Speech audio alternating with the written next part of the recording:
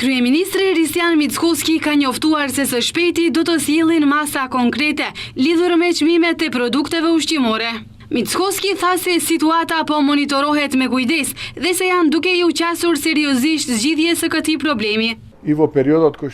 Jemi duke u konsultuar me ekspertët, po e monitorojmë sjelljen e tregtarëve, prodhuesve, distributorëve dhe rrjeteve të shitjes me pakicë, kështu që ky është një proces serioz që kërkon ndërhyrje serioze dhe mendoj se shumë shpejt do të dalim me një zgjidhje të propozuar.